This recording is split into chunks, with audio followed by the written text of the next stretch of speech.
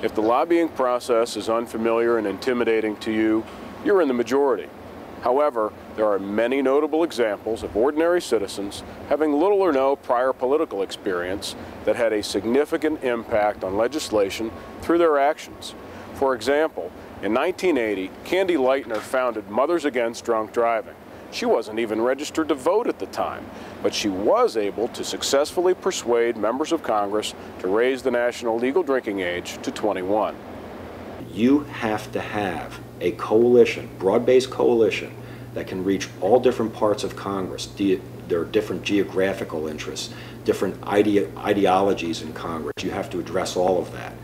Different power centers and committees and leadership and things of that nature. So it now takes a coalition to get legislation through. Coalitions are important. NADA is simply a coalition of automobile dealers. And the more dealers, the more voices, the louder the voices, the more those voices are heard. Want to find out where the money's coming from? Visit OpenSecrets.org. It's got all the information on who is donating to whom. Political Action Committee, member to member, and private citizens as well. If you want to form your own coalition, best to know who's on the right side and wrong side of the legislation that you want passed. One of our more recent successes that was, I think most people would say was kind of impressive, was the passage of the Terrorism Risk Insurance Act, called TRIA. The President deemed it necessary, and so did Congress, that we needed this federal backstop to protect the economy of this country, and it was ultimately enacted. And it's still in effect today. It's been renewed twice. It's now got a long-term extension. It's after sort of a European model that's been in Britain and some other countries that have had problems with terrorism attacks, the IRA attacks in London many years ago. So there's precedent in other countries for this. We now have that backstop, and it calmed the markets. It helped with Wall Street analyzing insurance companies, and it was a positive thing for the economy.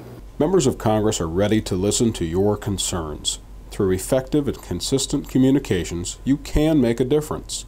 In a 2005 survey conducted by the Congressional Management Foundation, 99% of congressional staff said that what influenced undecided lawmakers most was in-person visits from constituents.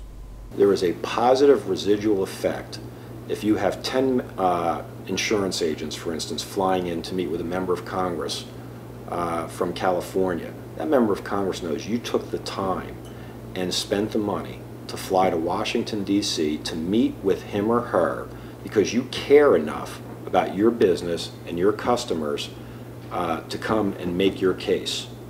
That is remembered by members of Congress. It is much easier to influence legislation well prior to it being signed into law, so your timing is critical. Your competitors, your adversarial interest groups, they're already here, on the offense, no matter what. Will you concede victory, or are you willing to fight for your interests? If you're not here participating, you're out, because there's going to be about 12 other groups that are going to be here getting their messages out, and if you're not here participating, it's not going to get heard. And unfortunately, that's the way the game works. But we get so much correspondence here that it's the folks that come in here that make that face-to-face contact that really makes the difference.